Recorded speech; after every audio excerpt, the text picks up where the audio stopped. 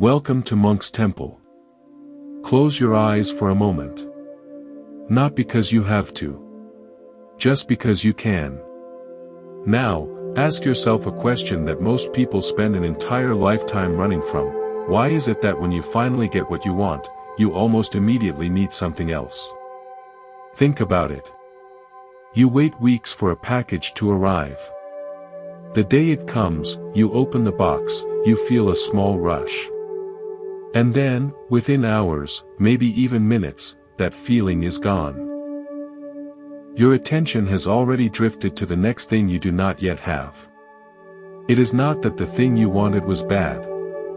It is not that you are ungrateful. It is that something in the machinery of the mind seems built to overlook what is already present and chase what is still missing. This is not a personal failure. This is a universal pattern. The Buddha called it tanha, a word often translated as craving, but it means something more specific than wanting. It means the particular quality of thirst that is never actually quenched by drinking. Because as soon as you drink, the thirst shifts its shape. It finds a new object.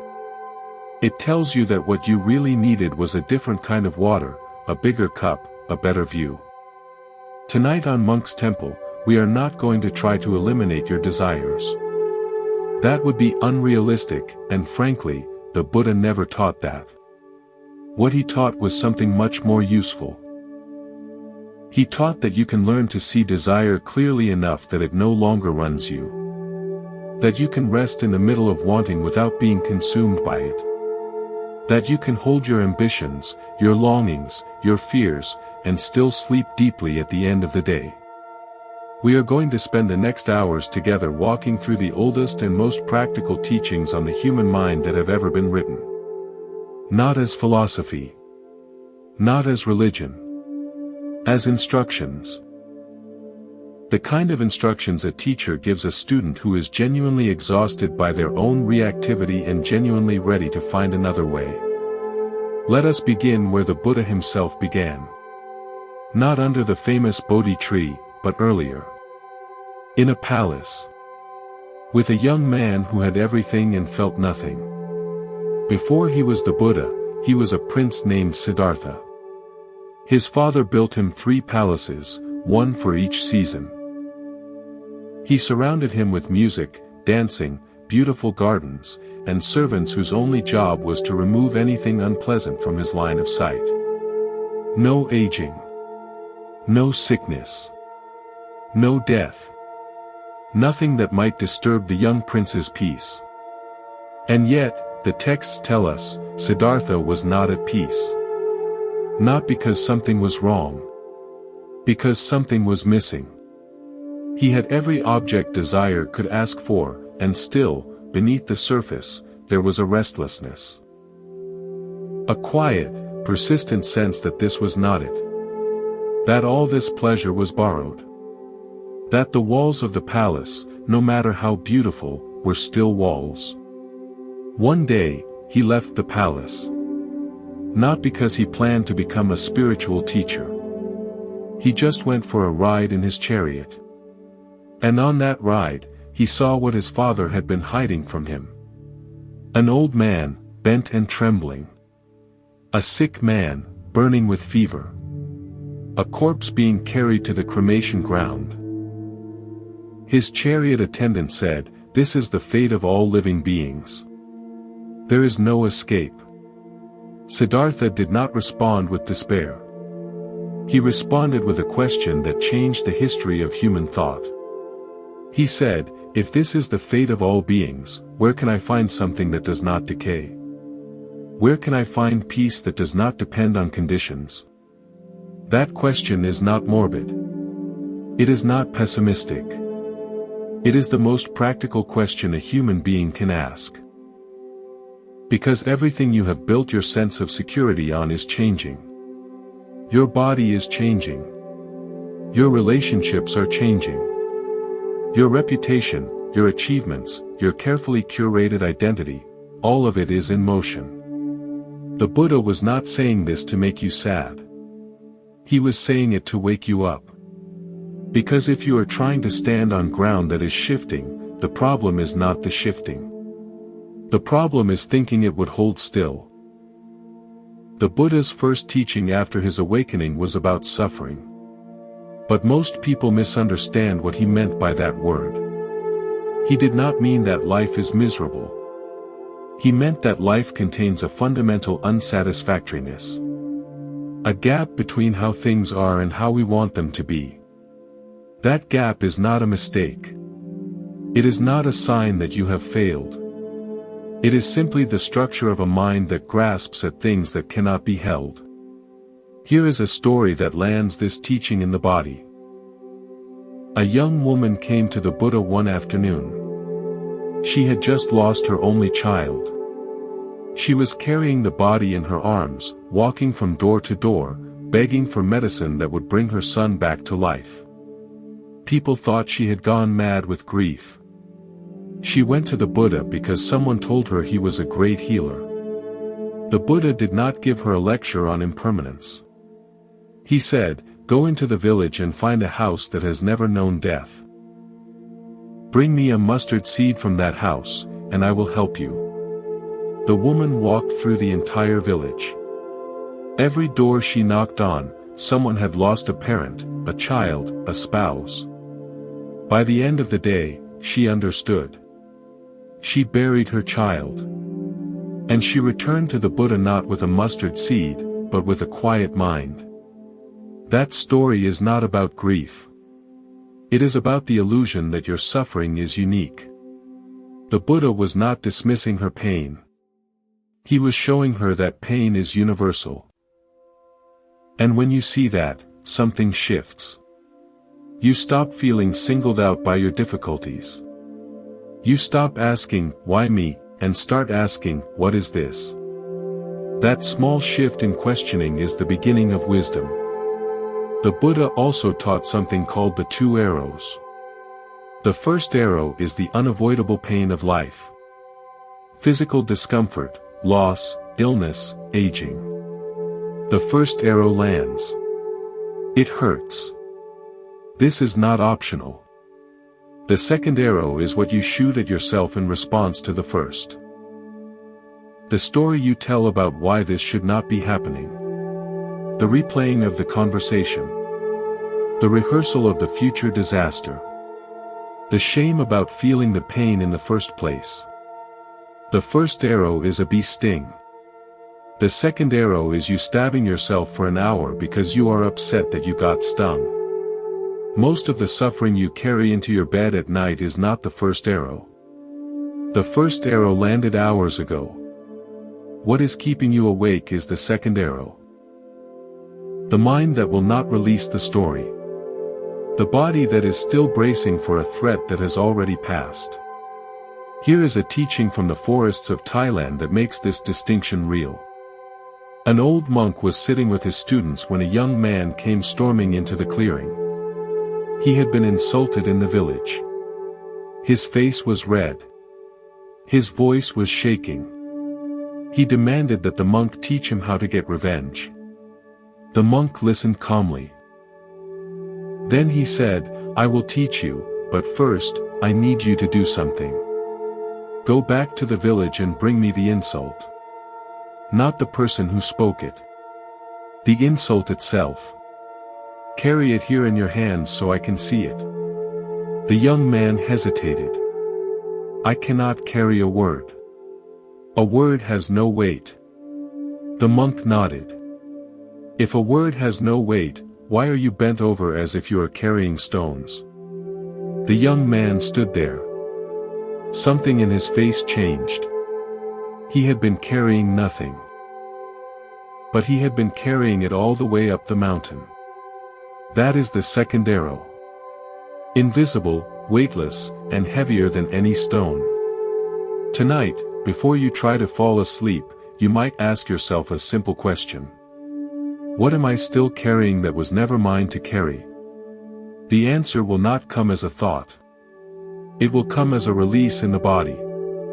A softening somewhere. A letting go that you do not have to control. It just happens when you finally see that you have been holding a bag with nothing inside.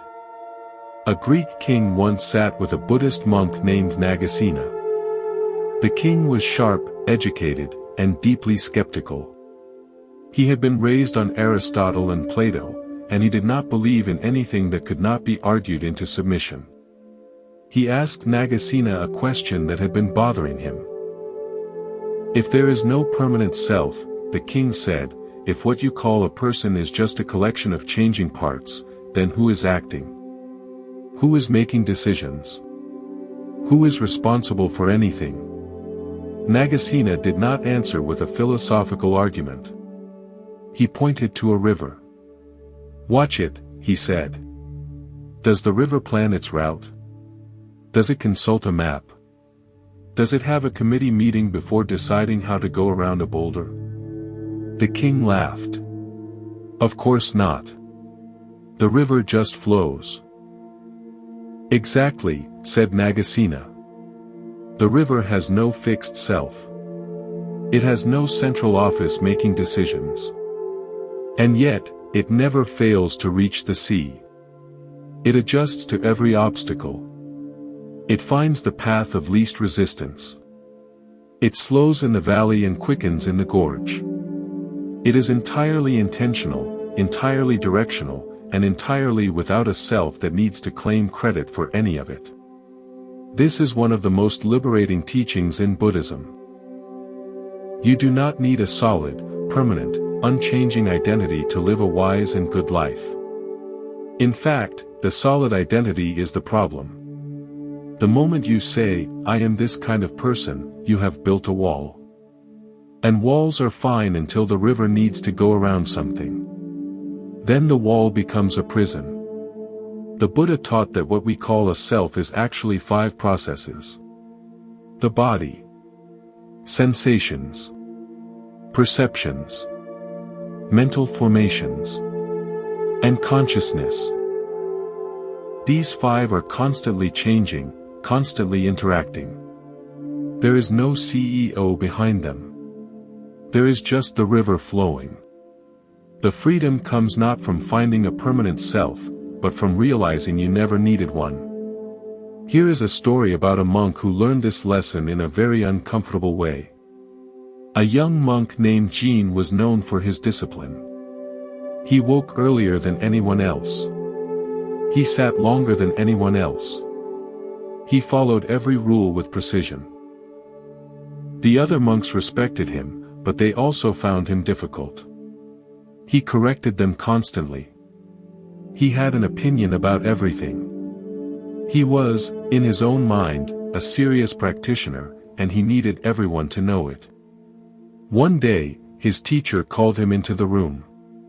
The teacher was an old man who had spent 40 years in the mountains. He rarely spoke. When he did, it was usually to ask a question. He asked Jean, "What is your name?" Jean was confused. "You know my name. It is Jean." The teacher nodded. "And when you are sleeping deeply, with no dreams, where is Jean then?" Jean opened his mouth, then closed it. He had no answer. The teacher said, "If Jean can disappear during deep sleep and reappear in the morning, how solid can Jean really be? You have been protecting a castle made of mist. No wonder you are exhausted." Jean sat with that for a long time. He had spent years building a spiritual identity. A good monk. A disciplined monk. A better monk than the others. And the teacher had just pointed out that the entire structure was made of air. Not to humiliate him. To free him. Most of the stress you carry comes from protecting an identity that does not actually exist. You are afraid of looking stupid because you believe there is a you that can look stupid. You are afraid of failure because you believe there is a you that can fail. But what if the you is just a story? A useful story, in some contexts. But a story nonetheless. And what if the peace you are looking for is not found by making the story better, but by seeing through it. This is not nihilism. The river is real. The flowing is real. The arrival at the sea is real. But the river does not wake up in the morning and worry about whether it is a good river. It just flows. And you can live like that. Not without direction. Not without care. But without the constant, exhausting performance of being a solid self. A Zen master once said, "When I eat, I eat. When I sleep, I sleep."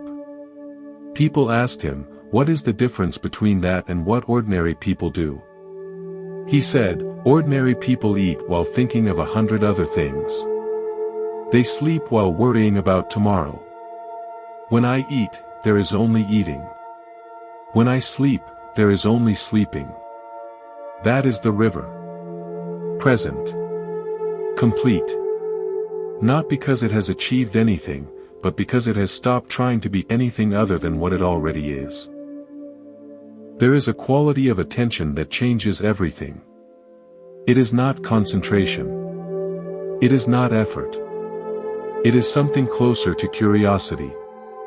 A willingness to see what is actually here without immediately deciding whether it is good or bad, welcome or unwelcome.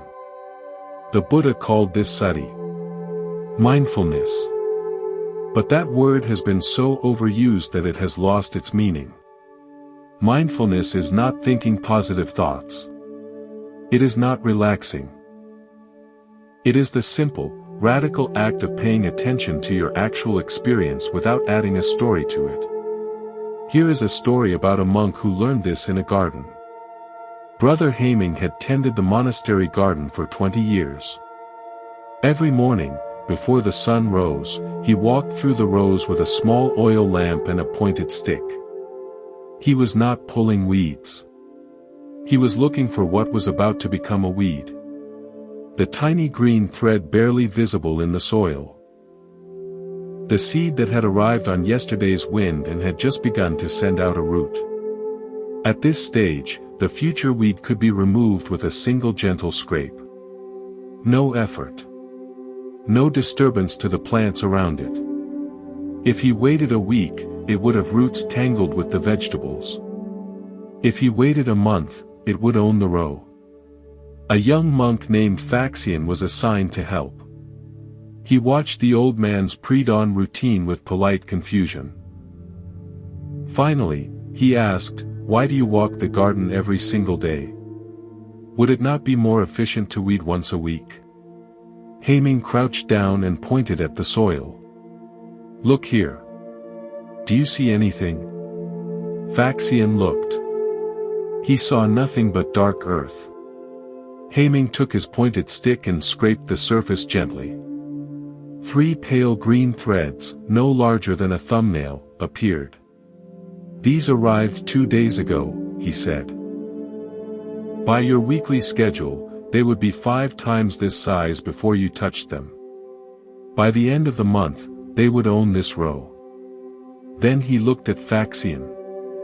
The mind works exactly like this garden. Every day, from every direction, seeds arrive. A comment you have heard. A worry about tomorrow. A memory that lands in a slightly painful place. Most of these seeds are harmless. But some will take root. And the ones that take root grow according to the same law as everything else. Small and easy to address at the beginning. Enormous and tangled if left alone. Faxian asked, "What do you do when you find a seed that has already taken root?" Haming smiled. "The same thing I do with a weed. I do not attack it. I do not hate it. I simply remove it. The less emotion you bring to it, the easier it comes out. The garden is not your enemy. The weed is not your enemy. They are just things growing in the wrong place. Remove them and move on. Do not write a story about it." This is the heart of mindfulness practice. Not fighting your thoughts.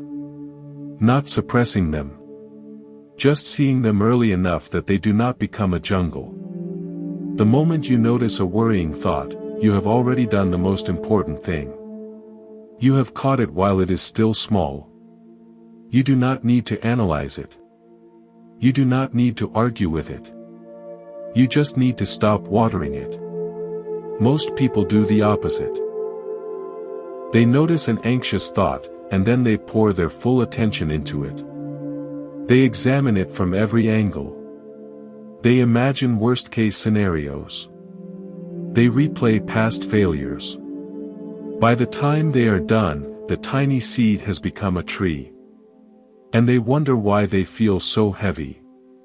The Buddha gave 5 specific methods for working with unhelpful thoughts. They are not complicated.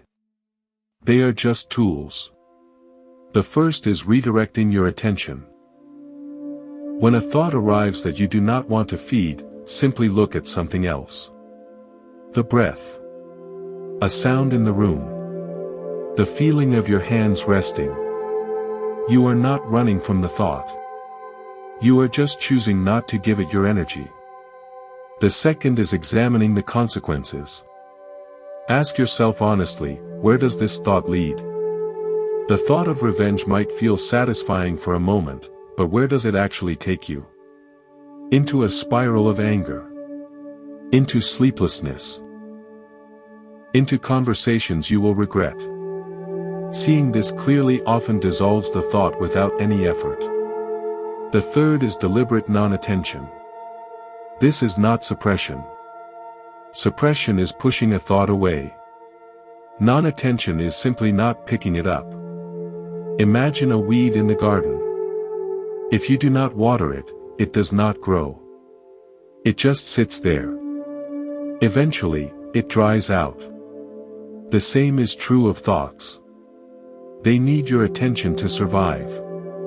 Withhold the attention, and they wither. The fourth is slowing the process itself. This is more advanced. It means noticing the moment when one thought is about to generate another. Catching the chain before it forms.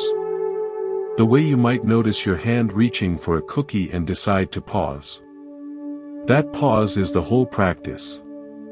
The longer you can hold the pause, the more freedom you have. The fifth is a deliberate, temporary act of mental stillness. The Buddha described this as clenching your fist to stop your hand from trembling. It is a last resort. It works, but it is tiring. Use it sparingly. The other methods are better. Faxian learned these tools over many months in the garden. He stopped being surprised by his own difficult thoughts. He stopped judging himself for having them. He just got better at catching them early. And over time, something shifted. He was still the same person. But he was carrying less.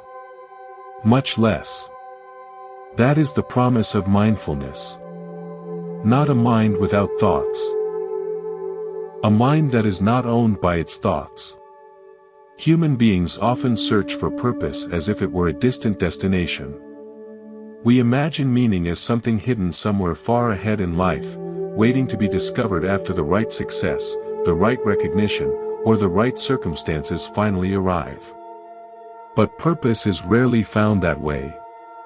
More often, meaning appears in something far quieter. A simple act repeated with sincerity, day after day, not for personal gain but for the benefit of others. The Buddha understood this clearly.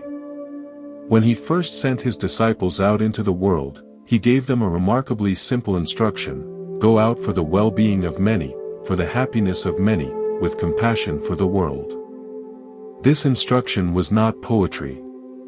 It was practical guidance about how the human mind finds real peace. A life focused entirely on the self becomes exhausting. When every moment is measured by personal gain or loss, the mind turns into a constant accountant.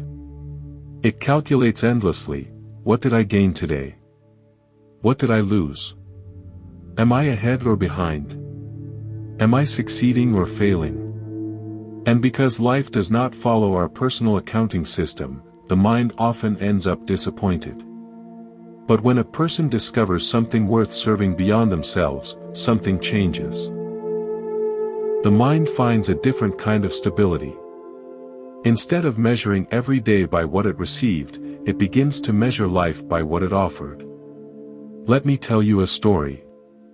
There was once a monk named Dogen who lived in a small mountain temple. The temple stood high above a valley road where travelers often passed through at night. Every evening, just before darkness fully settled over the valley, Dogen would walk to the entrance hall of the temple and light a large oil lamp. The lamp hung outside the temple gate where it could be seen from the winding road below. He did this every single night. Winter storms came. Winds howled through the mountains. Rain soaked the temple roof. Some evenings the cold was so severe that the oil thickened and the wick burned slowly. Yet every evening, Dogen cleaned the lamp, filled it with oil, trimmed the wick, and lit the flame. One night became a week. 1 week became a year. Years passed. 40 years went by, and the monk never once missed lighting the lamp. One spring afternoon, a traveling merchant arrived at the temple. His name was Tishi. He was successful and intelligent, the owner of several trading caravans that crossed the mountains regularly. By all outward measures, he had built a good life. Yet inside he carried a quiet restlessness he could not explain. He stayed at the temple for the evening meal. Afterward, he and Dogen sat together on the wooden veranda overlooking the valley. Below them, darkness slowly filled the landscape. One by one, small lights appeared in the distance as families lit their lamps for the night. Dogen stood up quietly, walked to the temple gate, and lit the large lamp that hung above the path. The flame flickered, then settled into a steady glow. Tishi watched him return and sit down again. Finally, curiosity overcame him. "Why have you done that every night for so many years?" he asked. "You could have spent your life doing many different things. Why devote 40 years to lighting the same lamp?" Dogen did not answer immediately. He looked out across the valley where the small lights continued to appear in the darkness. Then he said gently, "I do not experience this as a small task." Tishi waited. Dogen continued. "When I light this lamp, I am not lighting it for myself. I am lighting it for the traveler who is walking that road tonight and cannot see the path clearly. For the farmer returning late from the fields. For the merchant trying to reach shelter before the mountain wind grows cold. For someone who may be tired, lost, or afraid." He paused. "I may never meet the person who sees this light. I may never know their name. But the lamp reaches them whether I know them or not." Tishi sat silently. In his own life, nearly everything he had done was connected to his personal success. His businesses existed to expand. His work existed to increase profit. His plans always pointed toward future security. There was nothing wrong with any of this. Yet as he listened to the monk, he began to notice something. All of his efforts had one thing in common: they always circled back to himself. The success of each day was measured by what he had accumulated. And accumulation, he realized, has limits. Eventually, the things you collect begin to feel heavy. The mind starts asking a different question: what was all of this for? The Buddha once spoke about 2 kinds of happiness. The first kind comes from receiving. From gaining something you wanted. From success, praise, or achievement. This happiness is real, but it is temporary. It rises when conditions are favorable and disappears when conditions change. The second kind of happiness comes from giving. From contributing something that benefits others, even in a small way. This happiness is quieter but more stable. It does not rely on praise or recognition. It arises from the act itself. When an act is done with genuine generosity, it is already complete the moment it happens. Nothing can take it away. That night, Tishi slept in the temple. Before leaving the next morning, he walked down the mountain road and turned once to look back. From where he stood, the lamp above the temple gate was no longer visible. But he knew it was there. For the first time in years, he began to wonder not what he could gain from his work, but what light he might leave behind for someone else. You do not need to live in a temple to understand this lesson. Purpose does not require a dramatic life change. It begins with something smaller. A kind word offered when patience is difficult. A moment of attention given to someone who feels unseen. A quiet act of care that no one applauds. These gestures may appear insignificant. But like the lamp above the mountain road, their light travels farther than we imagine. At the end of the day, the mind often replays what it received. The praise that came. The criticism that stung. The things that worked and the things that failed. But the mind rarely regrets what it has given freely.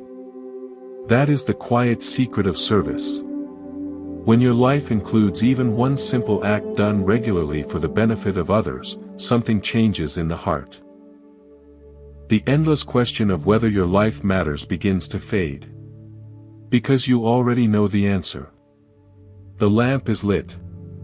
And somewhere in the darkness, someone sees the light. There is a teaching from the Pali Canon that has helped more people sleep than almost any other. It is about ownership. Specifically, about who owns the anger that someone directs at you. A Brahmin came to the Buddha one day and began to insult him. He used harsh words. He questioned the Buddha's lineage, his teaching, his character. The Buddha listened without interrupting. When the man finally ran out of words, the Buddha asked him a question. When you prepare a feast for guests and the guests do not eat, who does the food belong to? The Brahmin answered, to the host, I suppose. The Buddha said, in the same way, I do not accept what you have brought. It remains with you. This is not a clever rhetorical trick. It is a precise description of how psychological harm actually works. Harm of this kind requires two participants. The person who offers the anger and the person who accepts it. Remove the second participant, and the transaction cannot complete. The anger exists. The judgment exists. But it remains with the person carrying it. It does not transfer unless you reach out and take it. Most of us have been reaching out and taking things our whole lives without realizing we had a choice. Someone speaks harshly to you at the end of a long day, and you carry that harshness home. It sits with you through dinner. It follows you into the evening.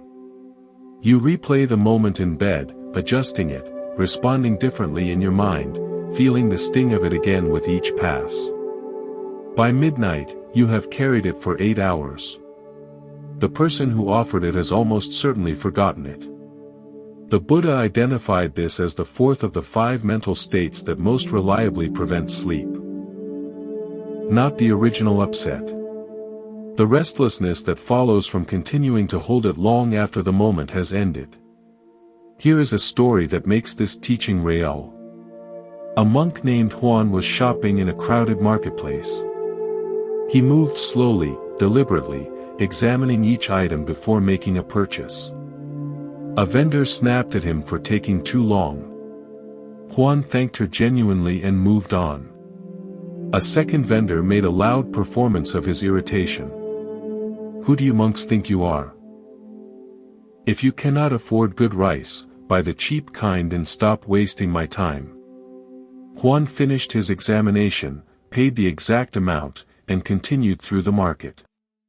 Then a wealthy merchant named Sangai stepped in front of him. He had been watching with growing contempt. He planted himself in Huan's path and delivered his verdict loudly enough for the surrounding stalls to hear.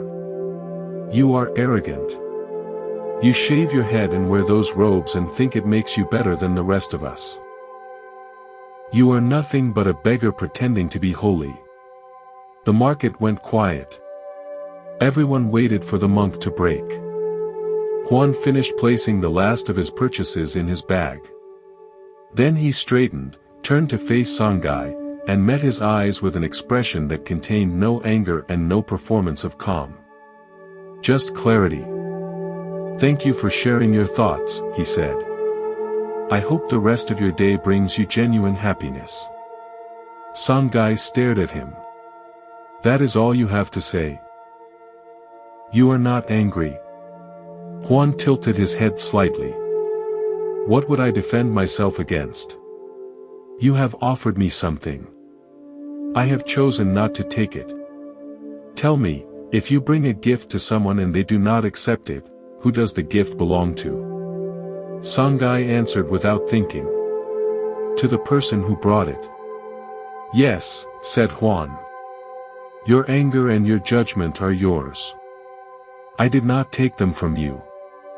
They remain exactly where they came from. He bowed slightly, picked up his bag, and walked back through the market at the same pace he arrived. Songhai stood alone in the silence he had created, holding something he suddenly could not put down. Tonight, before sleep comes, it is worth asking what you are still carrying from the day. Not to analyze it or argue with it. Just to notice whether it was ever actually yours. Whether you picked it up because it required holding, or simply because it was handed to you and you did not think to set it down. You can set it down now. Not by resolving it. By recognizing it was never yours to resolve. Fear is the oldest visitor. It has been with you since before you had language. It is not your enemy. It is a survival system that has kept your ancestors alive for millions of years. But the problem is that the fear system cannot tell the difference between a tiger and a text message. It cannot tell the difference between a real threat and a story about a threat. So it responds to both the same way. Heart rate increases. Breathing shallows. Muscles tense. The body prepares to fight or flee, even when there is nothing in the room but you and your phone. The Buddha spent time in forests. Not peaceful forests. Frightening forests. He chose locations that were known to be dangerous. Places where people heard strange sounds at night. Places where the local spirits were said to be unfriendly. He sat alone in these places and did something very simple. Every time he heard a sound that made his hair stand up, he turned toward it. Not figuratively. Physically. He turned his body in the direction of the sound and looked. Most of the time, he found a deer. Or a falling branch. Or wind moving through bamboo. The sound was real. The fear was real. But the monster his mind had constructed in the darkness was not real. And each time he turned toward the sound and saw what was actually there, the fear lost a little of its power. He described this practice in detail. He did not say the fear stopped. He said the investigation of the fear before it could complete its story was the practice. The gap between the sound and the interpretation. That gap is where freedom lives. Here is a story about a monk who learned this in a cave. Pema was a young monk who had come to a remote monastery carved into a cliff face. He was sincere. He worked hard. But he could not practice alone after dark. A formless dread would fill whatever room he was in. His chest would tighten. His breath would shallow. His mind would race through every possible danger. He avoided the required monthly practice of spending a night alone in a small cave deeper in the cliff. His teacher, an old lama named Tuptan, noticed. He did not confront Pema. He did not shame him. He simply invited him for tea one morning and asked a question. When you imagine being alone in the cave, what do you believe you will find there? Pema thought for a long time. I do not think I will find anything specific. It is more that I am afraid of what I might find in myself. Something I have been moving around for a long time. Tupton nodded. Good. Then tonight you will go to the cave. But you will not go alone. You will go with your fear. Instead of trying to leave it at the entrance, you will invite it inside. You will greet it the way you would greet a visitor who has traveled a great distance to find you. With acknowledgement. With genuine gratitude. And with the simple offer of a place to sit. Then you will remain there together for the night. Pema went to the cave. The darkness pressed in from every direction. Within minutes, the familiar response arrived. The tightening chest. The shallow breath. And instead of fighting it, he spoke to it quietly. I know you are here. I am not asking you to leave. I am asking you to sit with me. Something shifted. Not completely. Not all at once. But enough. The fear did not disappear. But its quality changed from a wall that blocked passage to something more like a presence that could simply be shared. As the hours deepened, Pema began to sense what lay underneath the fear. Not by pushing through it. Because the fear, having been acknowledged without argument, gradually loosened its grip enough for him to feel what it had been covering. A deep loneliness. An old ache of feeling somehow separate. And in the center of that loneliness, something unexpected. A warmth. A quiet, steady presence that had been there the entire time. Not arriving from somewhere outside. Simply what had always been underneath. Patient. Waiting without impatience for him to become still enough to notice it. Fear arrives because it believes it is protecting you. It learned this role a long time ago, in circumstances where the protection was genuinely needed. It has carried out this work faithfully ever since, long past the moment when the original danger passed. It does not need to be overcome. It needs to be told clearly, gently, and with real gratitude for what it has tried to do, that you see it, that you are not unaware of its efforts, and that tonight, you are safe. Pema left the cave at dawn. The fear did not vanish in a single night. But something between them had changed permanently. He had found that the thing he was most afraid of meeting in the silence was not a threat waiting to harm him. It was a door that had been standing open the entire time. Tonight, if something uncomfortable arrives as you settle toward sleep, you do not have to make it go away. You do not have to understand it or trace it to its source tonight. You can simply acknowledge it. It has been asking for your attention for some time. Give it a moment of genuine, unjudging attention. And notice what happens in its grip. You might find that the fear, when met with hospitality rather than resistance, has nothing else to say. Let me tell you a story. A story about a woman who spent her whole life searching for something she already had. In a small village nestled between a river and a forest, there lived an old woman named Chandra.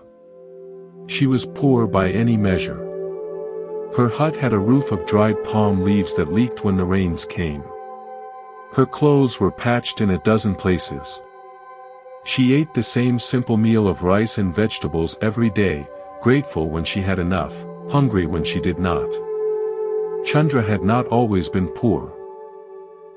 In her youth, she had been the daughter of a wealthy merchant. But a flood had destroyed her father's warehouses, and the family had lost everything. Her parents died soon after, and Chandra had been left alone with nothing but memories of a life she could no longer afford. For 40 years, she lived in that small hut. And for 40 years, she dreamed of treasure. Not of fantasy treasure, but a real one. She had heard stories of a great chest of gold buried somewhere in the village, hidden by a king long ago. Some said it was under the old banyan tree. Others said it was near the riverbank. Chandra spent her days digging. She dug under the banyan tree. She dug along the river. She dug in the forest and in the abandoned temple at the edge of town. Her hands were cracked and bleeding. Her back ached constantly. But she would not stop. She was certain that if she could just find that treasure, her suffering would end. She would never be hungry again. She would never feel shame again. She would finally be happy. The villagers watched her with a mixture of pity and frustration. Some tried to help her dig. Others told her the treasure was a myth. But Chandra would not listen. She had made the treasure her whole life. Without the search, she did not know who she was. One evening, a wandering monk came to the village. He was old and weathered, with eyes that seemed to see through walls. He sat under the banyan tree, and Chandra, exhausted from another day of fruitless digging, sat down beside him. She did not ask for his help. She had stopped asking anyone for anything. But the monk spoke first. "Woman," he said, "you have been digging for a long time. What are you looking for?" Chandra sighed. "A treasure. A chest of gold buried somewhere in this village. I have searched everywhere. I have found nothing." The monk was quiet for a long moment. Then he said, "What if the treasure was never buried in the ground?" Chandra looked at him with tired eyes.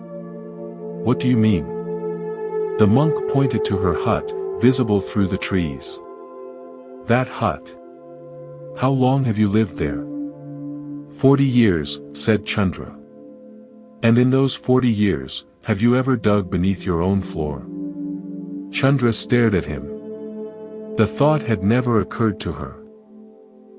She had dug everywhere in the village except under her own home. She had assumed that a treasure could not possibly be in such a humble place. That seemed absurd. But something in the monk's calm voice made her stand up. She walked back to her hut. She took her digging stick and began to loosen the dirt floor. She dug for an hour. Nothing. 2 hours. Nothing. She was about to give up, to curse the monk for wasting her time, when her stick struck something hard. Not stone. Metal. She fell to her knees and brushed away the dirt. There, beneath her own floor, less than 3 feet from where she had slept every night for 40 years, was an iron chest. She pried open the rusted lid.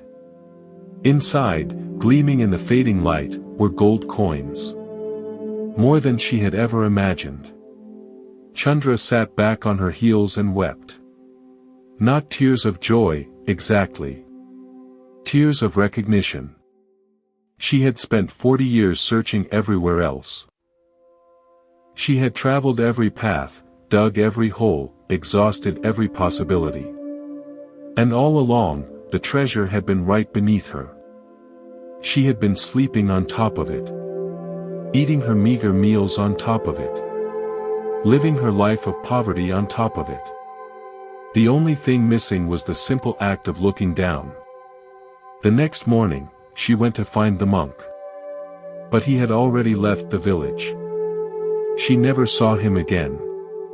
But she never forgot what he had taught her. She gave most of the gold away to the other poor families in the village. She kept only enough to repair her roof and buy warm clothes. And she lived the rest of her days in peace, not because she was rich, but because she had finally stopped searching. This story is not about gold. You know that already. The treasure is what you have been searching for your whole life. Peace.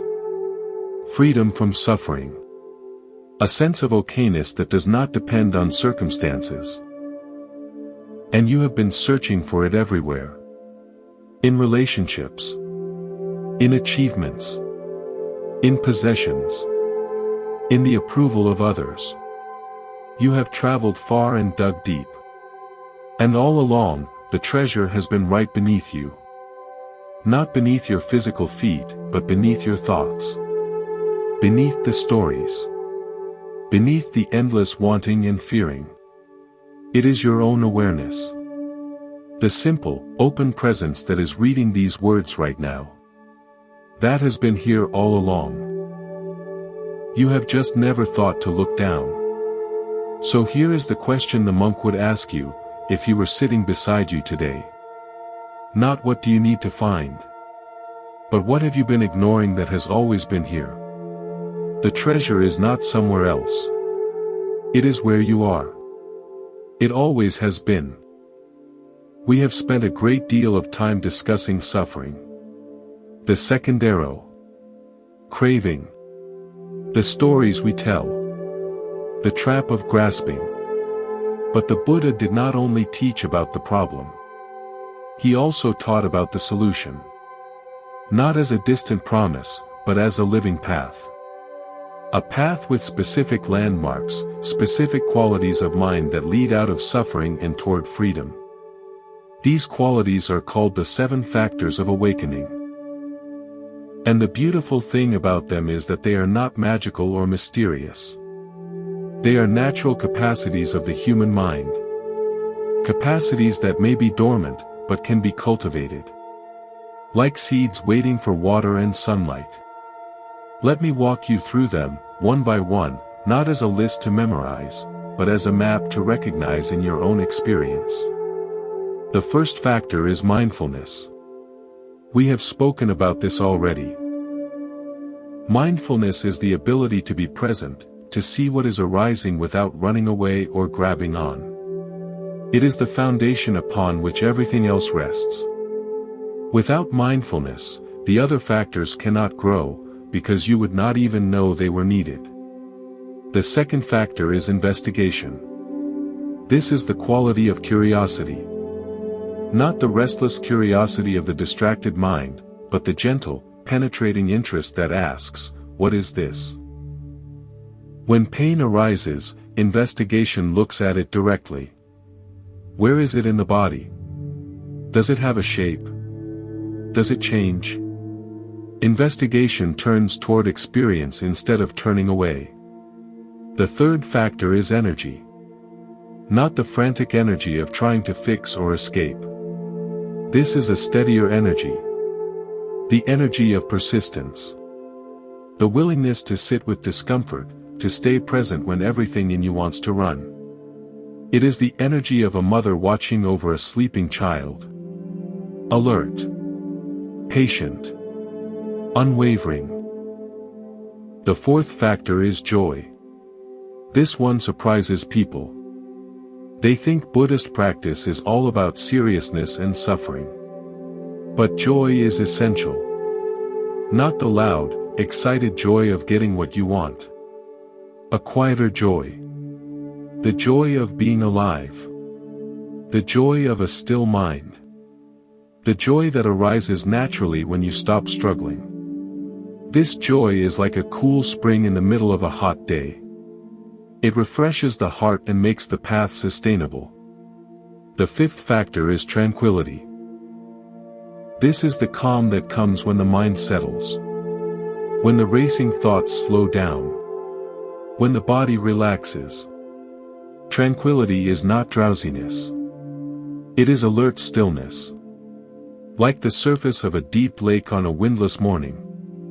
When tranquility is present, suffering has nowhere to take root. The sixth factor is concentration. This is the mind's ability to stay with one thing, not bouncing from thought to thought like a monkey in the trees. Concentration is what allows you to see deeply. A scattered mind sees only the surface. A concentrated mind penetrates to the heart of things. The seventh factor is equanimity. This is the crown of the path. Equanimity is balance. It is the mind that does not lean toward pleasure or away from pain. It is not coldness or indifference. It is the wisdom that knows things rise and fall on their own, and that you do not need to be knocked over by every wave. Equanimity is the mountain that lets the storms come and go while remaining itself. Let me tell you a story about these 7 factors. A student once asked his teacher, "How do I know which factor to practice? Sometimes I am restless. Sometimes I am dull. Sometimes I am full of desire. What do I do?" The teacher said, "You are building a fire. What do you need?" The student said, "Wood. Air. A spark." The teacher nodded. The 7 factors are the same. When the fire is too low, you add air. When the fire is too high, you add less wood. You learn to feel what is needed in each moment. The student said, "But how do I learn that?" The teacher smiled. By paying attention. By making mistakes. By trying and adjusting. There is no perfect formula. There is only your own direct experience, guiding you moment by moment. This is the living path. Not a fixed recipe, but a responsive dance. Sometimes you need more mindfulness. Sometimes more energy. Sometimes tranquility is the medicine. Sometimes investigation is what cuts through confusion. The good news is that these 7 factors are already inside you. They are not foreign teachings to import. They are natural qualities of a healthy mind, waiting to be uncovered. The practice is not about becoming someone new. It is about clearing away the clutter so that what is already there can shine. So here is a simple way to work with these factors. Several times a day, pause and ask yourself, what does my mind need right now? More presence. More curiosity. More steadiness. More ease. Trust the answer that arises. Then offer yourself that quality, as gently as you would offer a cup of tea to a tired friend. The path of awakening is not a sprint. It is a slow, steady unfolding. And every small moment of mindfulness, every pause of investigation, every breath of tranquility, is a step. Not toward somewhere else. Toward here. Toward now. Toward the freedom that has been waiting for you all along. We have traveled far together. From the forest where the first arrow falls to the riverbank where thoughts float past like leaves. From the monkey's clenched fist to the open hand of letting go. We have sat with craving and stories, with the house on fire and the thief who claims to own it. And now, at the end of this long conversation, we return to where we began. To the question that started everything. Why do we create our own pain? The answer, as you have seen, is not simple. But it is also not mysterious. We create our own pain because we grasp at things that cannot be held. Because we tell stories and then believe them as if they were stone. Because we forget that everything changes and then suffer when change arrives. Because we mistake the clouds for the sky. But here is what matters most. None of this is a life sentence. The mind that learned to grasp can learn to open. The mind that learned to fear can learn to see clearly. The habit of suffering is just that, a habit. And habits can be undone. Not by force. Not by fighting. But by the gentle, persistent light of awareness. Let me tell you one final story. A man once came to a Buddhist teacher and said, "I have been practicing meditation for 10 years. I have sat for thousands of hours. And still, sometimes, I suffer. Still, sometimes, I grasp. Have I wasted my time?" The teacher pointed to a mountain in the distance. "Do you see that mountain?" he said. "It has been there for millions of years. Storms have beaten against it. Fires have burned its forests. Earthquakes have shaken its foundation. And yet, the mountain remains. Not because it has never been touched by change, but because it does not resist the storms. It lets the rain fall. It lets the wind howl. It lets the fires burn and the trees grow back. And through it all, the mountain simply sits. Grounded. Patient. Unshaken. The man said, "But I am not a mountain. I am a person. I feel everything." The teacher smiled. "That is your mistake. You think feeling means weakness. But the mountain feels everything too. It feels the rain on its stones. It feels the sun on its slopes. It feels the weight of every season. The difference is that the mountain does not argue with what comes. It does not say, 'This rain should not be happening.'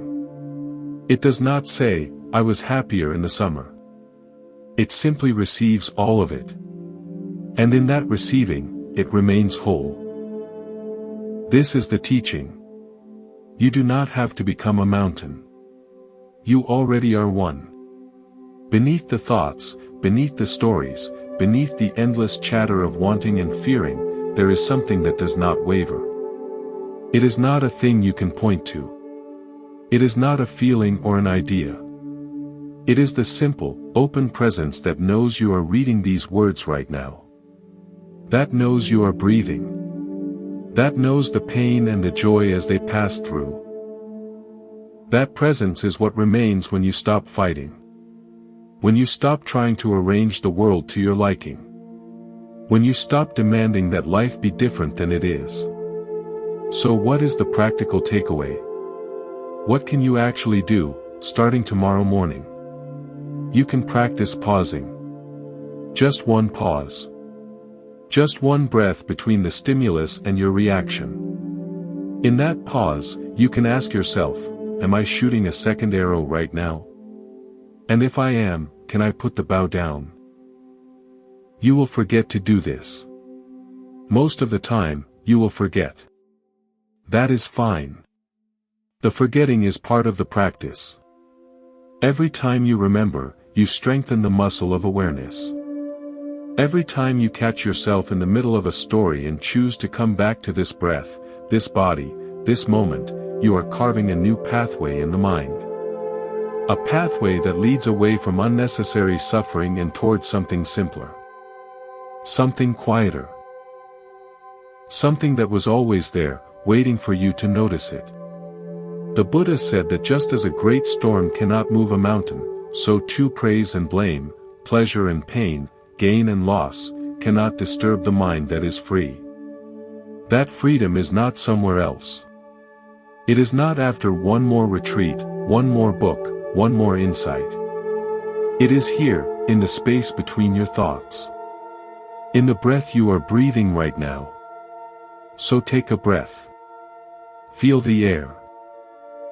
Notice that in this moment, you are okay. The past is gone. The future has not arrived. There is only this. The pain will come again. It always does. But you have seen something now. You have seen that you are not your pain. You are the one who can watch it come and go. You are the mountain. The storms are welcome. The mountain remains. Thank you for sitting with me here at Monk's Temple. May you be free. May you be peaceful. May you be kind to yourself in your struggle. And may you remember, always, that you have the power to put down the bow. Until next time.